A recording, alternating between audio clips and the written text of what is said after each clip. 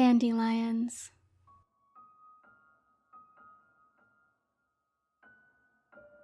The first time I saw Brett, I was 19. I'd found a job working security at Dave's storage unit.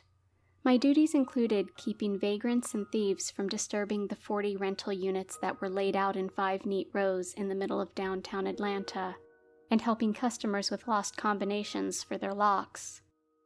It wasn't the safest part of town to be working night shift, but it seemed to be easy work, and the hours meshed nicely with my class schedule at the community college. I trained 2 shifts on days, and then showed up that Thursday at 10 p.m. for my first shift alone. Or so I thought. I arrived 10 minutes early. A guy in a Fallout Boy t-shirt sat at one desk playing solitaire, and a girl with long blonde hair had her feet propped on the other, with a ball cap pulled down covering her face. "Hi," I said, when he looked up. "I'm Jason, new guy." "I'm Tom," he said, and started shoving stuff into a backpack. "Quiet day so far. Good luck. The crazies come out at night." The girl lowered her hat and stared at me. She was the kind of beautiful that just stops a guy in his tracks. Big green eyes, full lips, flawless skin. I realized I was staring and mumbled a "hi" in her direction. Her eyes widened and she tipped her head in greeting. Tom looked up at me, eyebrows raised. "Yeah, so all the keys are in the top drawer of that filing cabinet, along with the master list of the combination locks. Don't give anyone access unless they show 2 forms of ID and you make a copy of it. They'll fire your ass if you're not a stickler about that. And it has to be the person with their name on the contract, not a girlfriend, not a wifey. Some guy almost got canned because he let a wife in and she left with his whole stamp collection in the middle of a divorce." "It was him," the girl said and pointed at Tom. He ignored her, already heading towards the door. "See ya. Wouldn't want to be ya," he said. "Night shift sucks."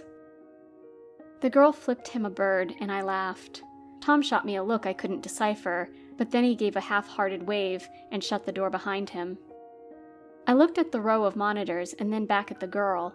She hadn't taken her eyes off me, and I felt awkward and flushed under her gaze. "I'm Jason," I said again, and immediately felt like an idiot. "Brett," she said, and leaned back in the chair. "Nice to have someone to talk to in this joint." "What about Tom?" I asked, sitting in the seat he vacated. She shook her head. "He's a tool." "So, are you second shift or third? I thought I was working alone." She shrugged. "Whenever they need me." I guess they called her in to keep an eye on the new guy, and she didn't want to say she was supposed to babysit me. It was funny, because she seemed standoffish at first, but she was a talker, and I loved to listen to her. By 4 a.m., it felt like I had known her forever, just one of those instant clicks, and maybe even more so by the types of conversation people tend to have at those hours. We talked about everything from childhood to politics. I think I was already falling a little in love with her. She saw me stretch and said, "You want to go outside? We can do a walk around." A cool breeze blew, but she didn't seem to notice. I couldn't stop sneaking glances at her as we walked.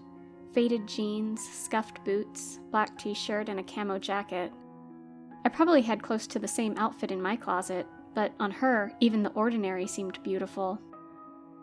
We walked the length of the first row and started down the second when she stopped and touched a bright yellow dandelion sprouting up through a crack in the sidewalk with the toe of her boot. "Those are my favorite flowers." I laughed. "Those are weeds." She smiled. "Those aren't weeds. They're wishes. Haven't you ever blown on one and made a wish? And even when they're yellow, that's my favorite color. They're such happy, hopeful little things." That made me smile, too. I'd never thought of them in that way. So many girls I knew seemed hung up on materialistic things, and Brett could find beauty even in this small flower. I was captivated. When we made it to the 4th row, she stopped. Her face pinched into a grim expression as she said, "I don't want to walk down this row." "Why?" I asked, taken aback by the look in her eyes. "Number 27, it gives me the creeps." It was the 3rd bay door, and it looked exactly like the first 2. I didn't understand, but I wanted her to smile again. Then we'll skip this row. We finished walking the last row. A drink machine stood at the end of it, and I asked her if she wanted one.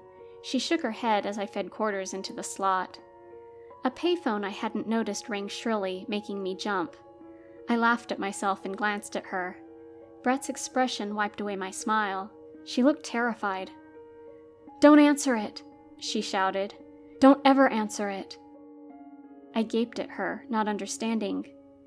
I won't. What's wrong?" She didn't answer. She started walking briskly back towards the office. I chased after her, my change and soft drink forgotten. "That phone rings every morning at 4:17, she said as I opened the door for her. "When you answer it, it sounds like dead air, or there's some sort of hissing noise. It gives me the creeps." Probably some automated thing, wrong number or something, but it's set on an auto program. She looked at me and said, "Do you believe in ghosts, Jason?" "You think a ghost is calling?" "Don't make fun of me," she snapped. "I'm sorry." I held up my hands in a gesture of surrender. "Do I believe in ghosts? Well, I haven't ever seen one." She made a scoffing noise, and I said, "But I won't rule them out. My grandmother believed in ghosts. She said she had the sight and swore that some people in our family could see them. Some had the gift of precognition, too. She was a very smart, reasonable lady." Mollified, Brett sat at the desk. "So, do you think everyone becomes a ghost when they die? Or do they move on to someplace else? Why would people be stuck here?" I shrugged. "Unfinished business? Violent death? I don't know. What do you think?" She took a moment before responding. "Maybe unfinished business. Maybe there's just nothing else." The easy vibe of our earlier conversation disappeared. She seemed anxious, stressed. No matter what I tried to talk about, she seemed distracted.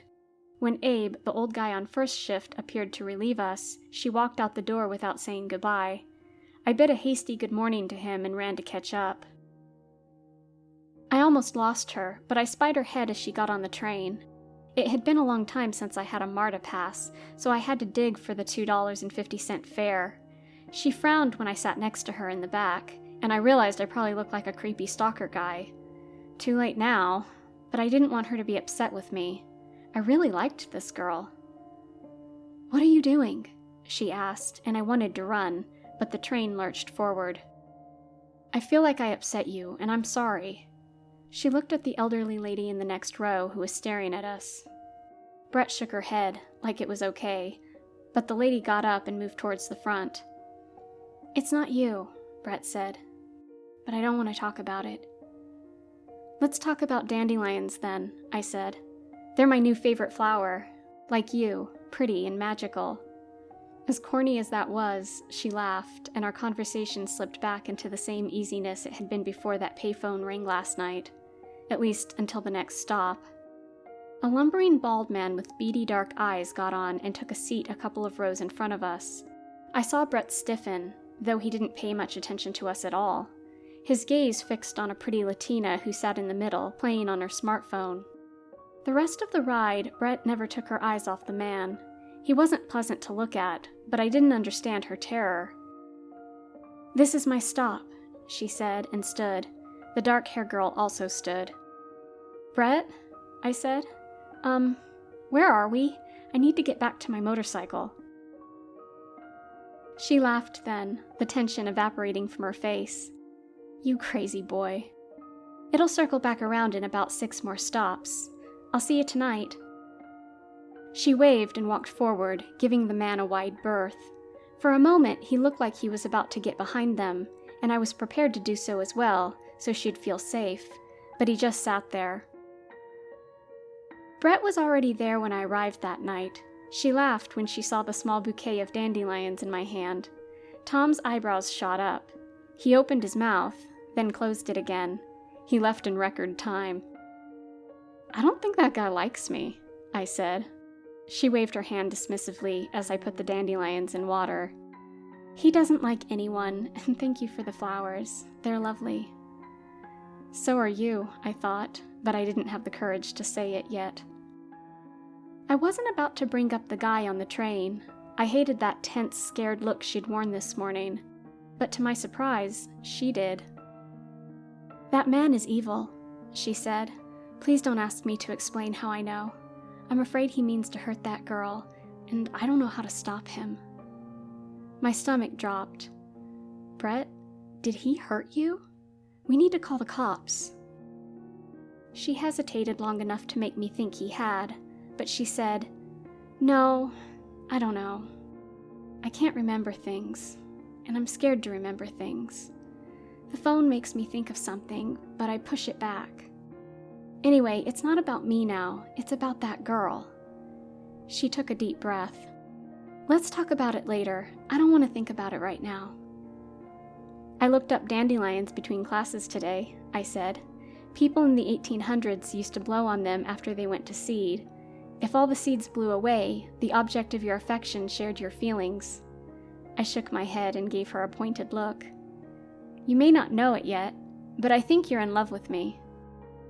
She laughed, long and hard, and I grinned, pleased to see her happy again. Then her face got sad. "I wish I'd met you before, Jason." "What's wrong with now?" I asked with uncharacteristic bravery. "You're not married, are you?" She shook her head. "No, but I'm not what you think I am. There are a lot of bad things, Jason. I don't want to explain, because I really like you."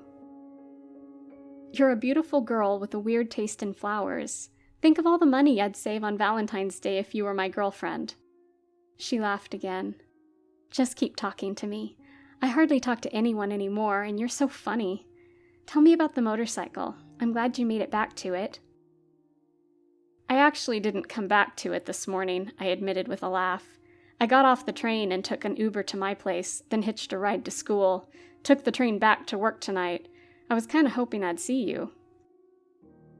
I had seen the creepy guy, but I didn't tell her that. "Come outside and I'll show it to you."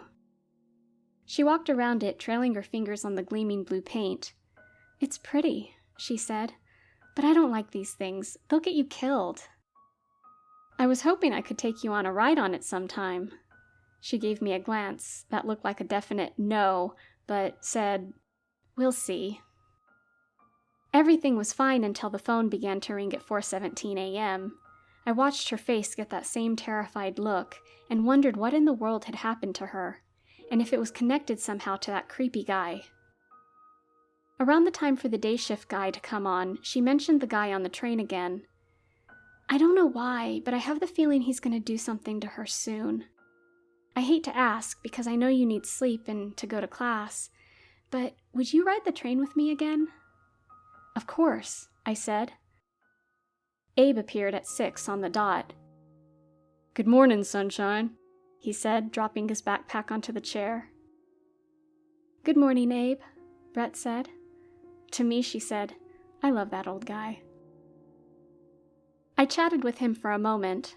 Brett moved to the door, and I said goodbye to Abe, intent on following her, when he called out, "Hey!" His old face was pale when I glanced back. He pointed a shaky finger at the styrofoam cup filled with dandelions. "Where did these come from?" The look on his face spooked me. I wasn't sure what was happening. I picked them for Brett." The old man's face went slack with shock. "You know Brett? You've seen her?" "What?" I whirled to look at her. She held out her hands in supplication. Tears streamed down her face. For the first time, I noticed she had on the same outfit as she had yesterday. "I'm sorry, Jason. I didn't know what to say." "Jason?" Abe asked louder. "I said, have you seen Brett?" I couldn't tear my gaze from her. "Apparently your grandma wasn't the only one who had the gift," she said, and walked through the door. When I say walked through the door, I mean right through it. A freaking solid metal closed door. I couldn't move. Couldn't speak. Finally, I half fell onto one of the chairs. I heard Abe talking, but it was like he was speaking through a tunnel. It seemed like forever before I could focus on him. There was nothing I could say that wouldn't sound insane, so I didn't bother to sugarcoat. I said, "You didn't see her, just now, when you came in here?" He shook his head, his roomy eyes huge. I told him about working with her, about some of the things she had said, even about the weird ringing phone. When I finished, he just stared at me. "To be honest, I don't know whether to believe you right now, or to call the cops," he said. I nodded. It was a fair statement.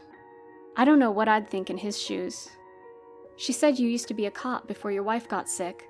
I looked up at him. "She said you're the reason she loves dandelions. You told her about how your wife loved them, and how you decorated her hospital room with them before she died. Brett said it was the most romantic thing she'd ever heard." Abe sat heavily in the chair.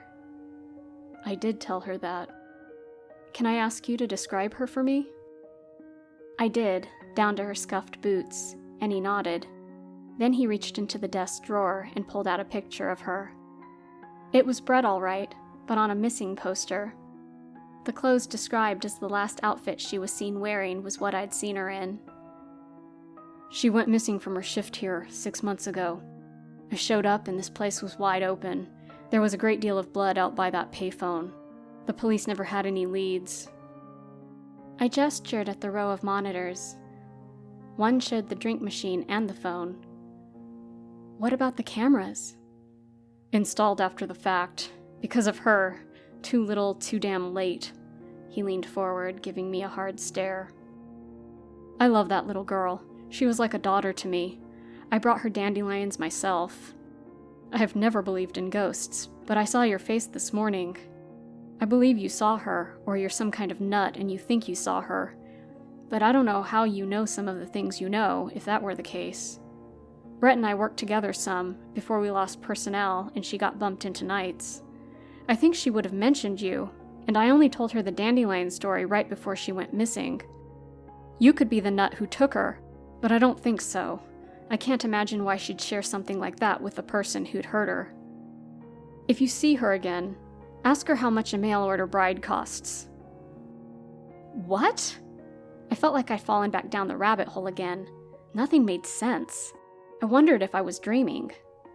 "Just do it," Abe said. "Now go home. You look like shit." Only when I stumbled to the parking lot did I remember my promise to ride the train with her. I thought about Brett and the Latina girl. In fact, I skipped class and laid in my bed and thought about them all day. When I got to work that night, Tom was the only one there. Even though I felt punch-drunk and scared, I had hoped that Brett would be sitting there. Abe apparently hadn't told Tom about any of it, because he treated me with the same dismissiveness as always. It was weird to look back and realize he and Brett had never really spoken or interacted at all. I hadn't had a clue. By 4 a.m., I was getting a little stir-crazy, so I jumped up to walk around the storage buildings. I turned the corner of the last one and walked straight through Brett. I screamed like a little girl. She giggled a little and clamped her hand over her mouth. "I'm sorry, Jason." "Are you real?" I demanded. "Am I crazy?" "I think I'm real," she said. "At least I was. I know it sounds like I'm lying, but I don't remember much." She nodded at the payphone. "I remember this phone and it ringing. I think he used that to catch me off guard. I answered it and he hit me with something, I think." She pinched the bridge of her nose. "I think he's about to kill that girl on the train. Maybe I'm supposed to help her." Abruptly, she swung her fist at my arm and it passed right through. I yelped. "Stop doing that!" Despite everything, she laughed. "I was just checking. I don't know how I'm supposed to stop him when he can't see me and I can't touch him." She winked. "On the bright side, I bet you look crazy as hell on the security cameras right now." I scowled at her. Then something occurred to me. I glanced at my phone.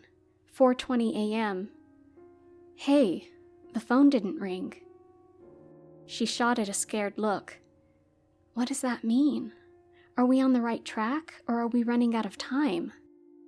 I had no answer. The next morning when Abe came in, he gave me a wary look and said, Is she here now? I nodded and pointed at the chair she was sitting on. Brett, how much does a mail-order bride cost? She laughed. Tell him I said, ask Ernie. I told him, and his dark eyes teared up. Brett, what happened to you? He asked. She doesn't remember, but we're trying to figure it out, I said. Tell him Maggie still visits him. I've seen her around him. She's got a little girl she calls Bumblebee with her. I told him, and he burst into tears. When he could finally speak, his voice was a gasp. There's not a soul alive who knows that. Bumblebee was our daughter. She died back in 1974. I've never talked about her since. Jason, the train, she said, and I told Abe we had to go. Godspeed, son, he said. When we got to the train, the girl was already there. The bald man got on the same stop he had previously. His attention was once again fixed on her, but hers was once again fixed on her phone. I had no weapon, and this guy was twice my size, but when I thought about him hurting Brett, or this stranger, I think I could have taken him down with pure adrenaline. We were about to find out anyway, because this time, when she stood, he stood too. It was still early, not a lot of folks out yet. We followed him, following her, trying to stay ducked out of sight. She paused outside a storefront and fumbled in her purse for her keys. That was the distraction he was waiting on. He charged her like a bull. It was terrifying how quickly he seized her and dragged her into an alleyway. I ran blindly into the alley behind them. He had her pinned against the wall, his meaty hand around her throat. Hey! I screamed. Hey, let her go! She still had her keys in her hand. While he gaped at me, she swung at his head with a vicious arc. She missed his eyes, but the key dug into his cheek. The girl gave it a savage yank, opening up his face. With a bellow of pure rage, he dropped her and grabbed his ruined cheek. Blood spurted between his fingers, and he ran straight at me. I made a desperate lunge for his legs, but he barreled past me, straight into the pathway of a Mecco's milk truck. I'd hear the sound of that impact in my head for the rest of my life. A thudding, cracking, squelching sound. But I was glad. He'd never hurt another girl again. Brett was gone. I missed her terribly and hoped every day she'd reappear. I realized that was selfish, and then I just hoped she was at peace. There was no grave to visit, so sometimes I'd gather little bouquets of dandelions and place them at the office or at my apartment. Such happy, hopeful little things. 4 months after the incident with Edward Culpepper, that was his name, I followed the story avidly in the papers. I was getting a little overtime helping Abe go through the stack of delinquent customers. Looks like we'll be cleaning out units number 27 and 38, he said. Non-payment of rental fees. He tossed the copies of their agreements on the desk in front of me, and I froze. Edward Culpepper's face stared up at me from the photocopy of his driver's license. Renter of unit number 27. Abe noticed my face and said, Jason, are you okay? That's him, I said. That's the guy who killed Brett. I don't know why I didn't think of it before then, her strange fear of that unit. Now it made sense. I told Abe, and that old man moved faster than I did as we grabbed the combination for that lock. It took us a while, because the unit was completely filled with old furniture and boxes of junk, but towards the back, we found a metal barrel. On the ground beside it lay Brett's army jacket. Abe grabbed my arm. We're not opening that. We are calling the police right now. Do you understand me? I let him pull me outside, because I didn't want to see her like that either. Brett's body was finally laid to rest. With her mother's permission, and notice to the caretaker so he wouldn't try to kill them, Abe and I did some gardening work on her grave that next spring. Yellow dandelions covered it, looking as beautiful and sunny as the girl they memorialized. I think she would have been pleased. 5 or 6 years passed. I graduated college, got a real job, fell in and out of love a couple of times, but I never really stopped thinking of her. Every time I saw a white dandelion, I picked it and made a wish. When I was in the area, I would visit her grave and made sure she still had her cheery little offerings. One day, I was riding my motorcycle up near Nashville, enjoying a sunny summer day. I guess the driver of the Camaro didn't see me when he swerved around a semi to change lanes. I flew through the air and fell back down, hitting the ground with a bone-jarring thud. I lay there, conscious of sounds and light, but I couldn't move at all. I couldn't feel anything either, except for the heat of the sun on my face. I was disoriented, but I guessed I was in the median. Lying on the grass for sure, because there was a round white dandelion inches from my nose. Blackness seeped at the edges of my peripheral vision, and I couldn't blow on it, but I made a wish anyway, then passed out. When I came to, I still couldn't move, but I could feel a little more. Specifically, I felt someone nudging my side. I looked up to see Brett prodding me with the toe of her boot. "You gonna lie there all day?" she asked and extended her hand. Surprisingly, my hand rose to grab hers and didn't pass through. She felt solid, real. I wondered if I was in the hospital and this was some anesthesia-induced delirium. But the sun felt real enough. I even smelled burned rubber. I let her help me up, and I stood there for a moment, swaying. I saw my bike some yards away, crushed. "Ugh," I said. "Maybe I shouldn't move too much before the paramedics get here." She winced. "Yeah, about that." She pointed to the ground beside me. It was surreal to see my broken body lying there, staring sightlessly up at the sky. "Oh," I said. "Ouch." She shook her head. "I told you those things would kill you." "So, now what?" I asked. "Is there a bright light we walk towards, or what?" "You're so calm. I like that about you." She shrugged. "If there's something we're supposed to be walking toward, I haven't found it yet. Maybe it's just me and you." "Maybe it's my wish," I said, and she raised an eyebrow. "I made a wish right before I passed out. Died, whatever." She scrunched up her nose. "Oh yeah? Is that why I'm here? What was the wish?" "Just one I've wished 1,000 times before. You're really bad about responding to your ghost messages." I took her hand and made her face me. "Sorry, I'm still getting the hang of this business." She waved her hand dismissively. "Such a rookie, but tell me, what was your wish?" "What I always wish, that I could see you again someday, and do this," I said, and I kissed her. I'm not sure how long we stood like that, kissing and holding each other while sirens screamed and traffic whizzed by on the other side of the median. Eventually, we started walking. I didn't know where we were going. Didn't care. All I knew was that I was with her. "So," I said, "who's Ernie, and what's this about a mail-order bride?" Before she could tell me, a terrible cramp seized my body, and I felt myself being tugged backwards. Brett frowned, her green eyes suddenly sad. "It's not your time," she said. "Stop fighting it." I didn't want to let go. I wanted to stay with her. But the tugging became a vacuum until I had no choice. I went hurtling backwards. I blinked and saw an ambulance worker standing over me. "There you are," he said as he popped up the stretcher I was somehow on. They loaded me into the helicopter.